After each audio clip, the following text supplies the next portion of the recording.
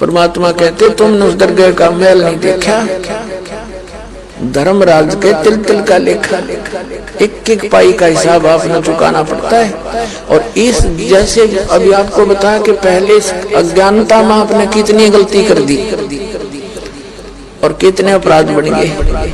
कसाई तक का भी उदाहरण दे रखा है कि सदना नाम का कसाई था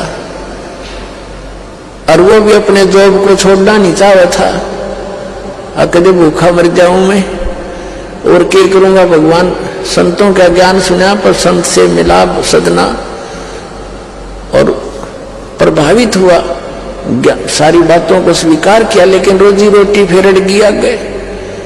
संत परमात्मा स्वयं आते हैं साधु रूप बना के अपनी प्यारी आत्माओं को सतमार्ग बताते हैं। कबीर परमेश्वर आते हैं साधु रूप में बैठे थे तो सदना कसाई ने सत्संग सुना, परमेश्वर जो संत रूप में आए हुए थे कबीर जी, बड़ा प्रभावित हुआ, अपने कर्मों की तरफ झांका और कहा भगवान मैंने तो नाश कर दिया, क्या मेरा भी उद्धार हो सके गुरुदेव, हे महात्मा जी।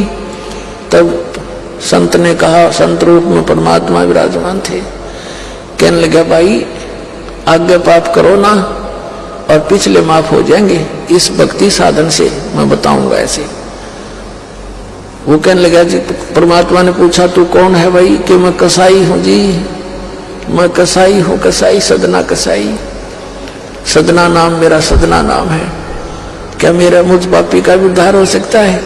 परमात्मा ने कहा भाई होगा, कति हो जाएगा, पर बेटा आज्ञा ना करिए। कहने लगा जी क्यों कर बात बनेगी, और तो कोई साधन नहीं रोजी रोटी का। परमात्मा संत जी ने कहा, परमात्मा संत रूप में बैठे थे, बेटा पेट में भगवान ने पाला तू, जब कौन रोटी लेकर जाया करता तेरी, कौन पहुंचाता था, और माँ के गर्भ से बाहर आते ही माँ के सतन में दूध दे दिया, उससे पहले दूध नहीं था, तो क्या अब वो तेरी संभाल नहीं करेगा। लेकिन ये तो एक हमने औपचारिकता सी बातें लगती हैं क्योंकि हम दूसरे रंग में रंगे हुए। कहने लगा जी मेरा तो काम ना चले, बालक भूखे मर जाएंगे, मेरा तो कोई काम नहीं, मैं तो नौकर हूं एक कसाई का और मन्नत तो काम करना पड़ेगा। तो परमात्मा ने सोची भाई ये तो सारे बांध रखे काल में।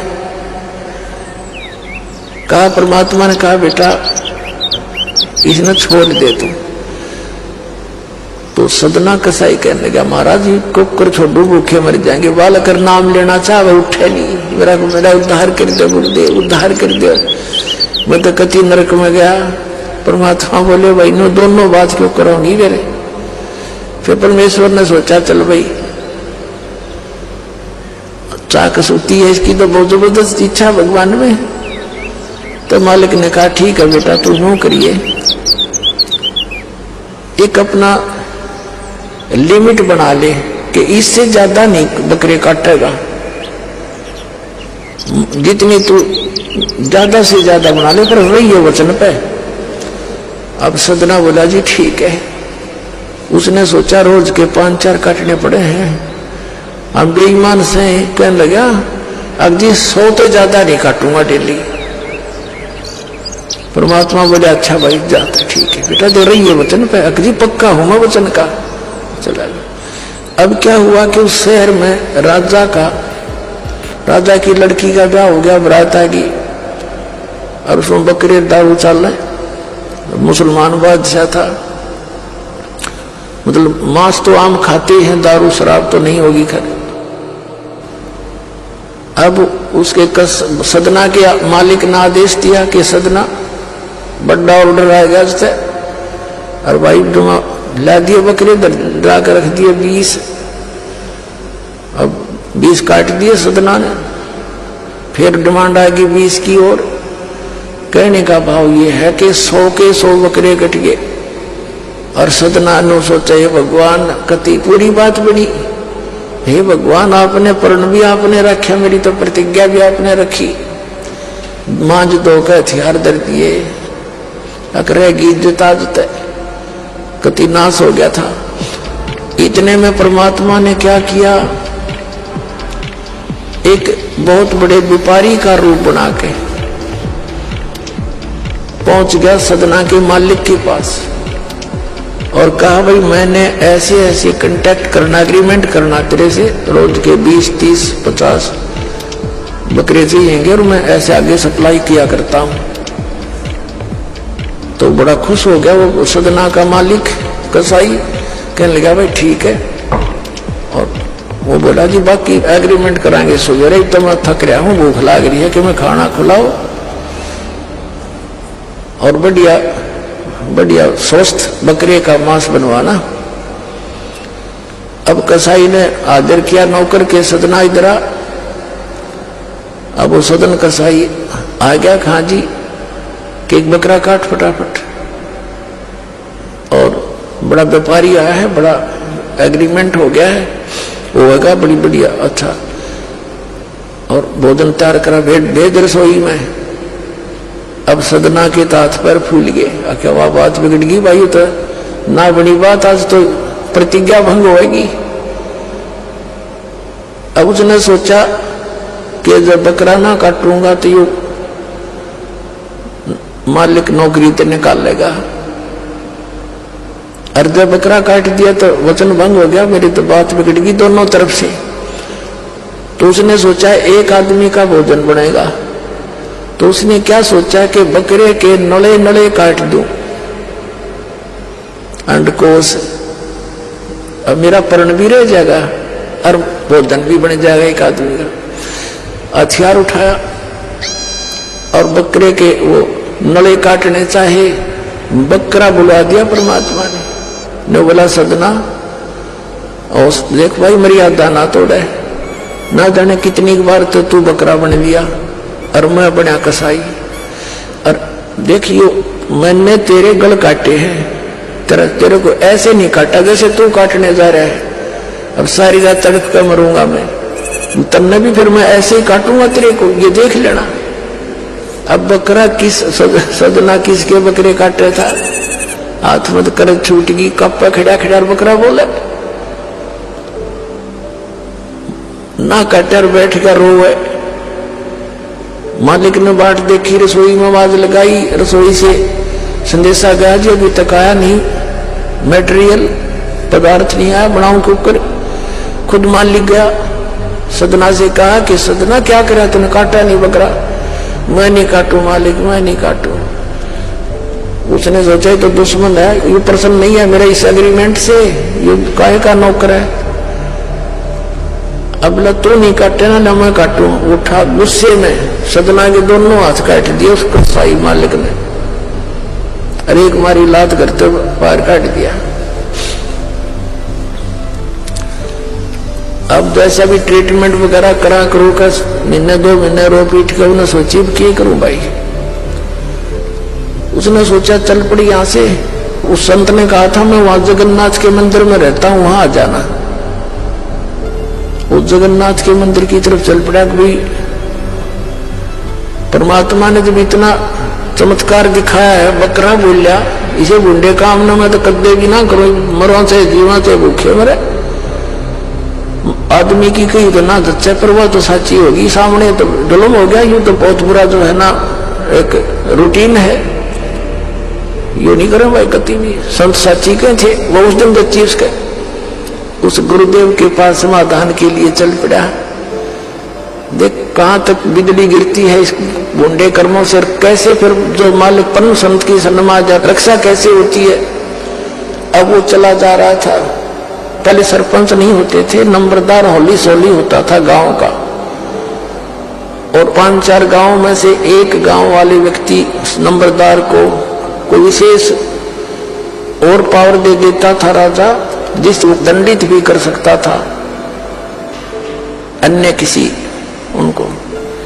एक नंबरदार के घर पे रास्ते में जा रहा था, नंबरदार के घर पे रुक गया और कहा जी मैं रात में रुकूंगा, मैंने आगे यात्रा पे जाना है, जगन्नाथ में जा रहा हूं।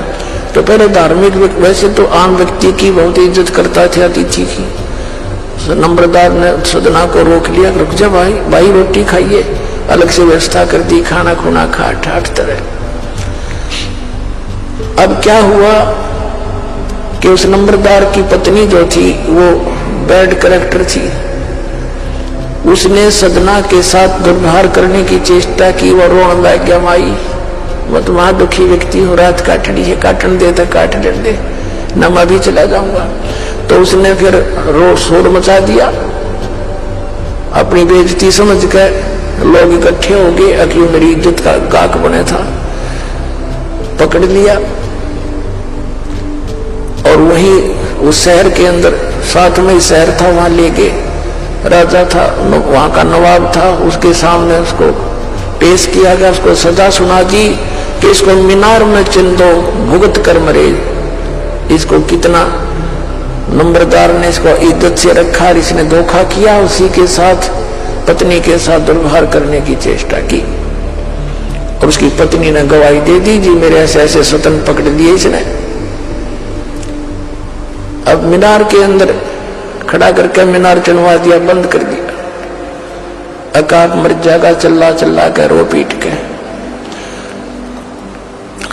तब सदना ने अर्ज करी, है गुरुदेव मैं तो पापी आत्मा था, मुझे तो इससे बदतर मौत मार दो, लेकिन मुझे ये भगत कहे थे कि मंदिर में जाओ ढेड और इसे इसके गुरु होंगे, और ऐसा करता था ऐसा करता था। दाता आपके नाम पर बट्टा लग गया, तो मैं तो नीच था, तो इससे भी बुरी मौत मार देते। दाता इस भक्ति की इज्जत रखियो मेरे मालिक। इतना ही कहा था, वो सारा मीनार फट गया और ईंटें उन सरपंच के सिर में लगी। उसकी पत्नी के दोनों सतन कटकर वहीं गिर गए, खून चल पड़ा। और जिन्होंने ये संदेश सुनाया था, अन्याय का फैसला सुनाया था, उनके सिर में ईंट लगी जा जाके। और देखा इतना आवाज हुई, आसपास सब भागे आए, देखने आए, और सदना के दोनों हाथ पूरे हो गए, कटे हुए नहीं रहे। बोलो सतगुरुदेव।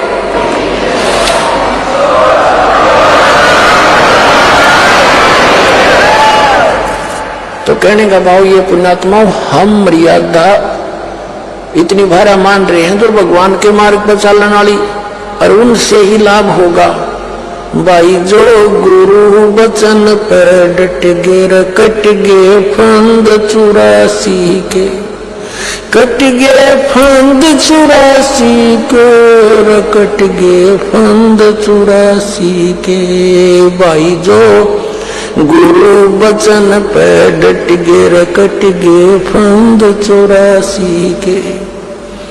वस्तु मिली ठोड़ की ठोड़, मिट गी मन पापी की दौड़। वस्तु मिली ठोड़ की ठोड़, मिट गी मन पापी की दौड़। भरम मिटे मथुरा काशी के, भरम मिटे मथुरा काशी के। भाई जो गुरु वचन पर डट गे, कट गे फंद 84 के। अब पुणात्माओं, सदना जैसे कसाई का उद्धार कर दिया उस परम पिता ने, तो आप कद कहना है कि है जिस मार्ग पर लग जाओ, तो वही मार्ग, वही परमात्मा और वही ज्ञान, वो समाधान आज इस दास को दे रखा उस दाता ने।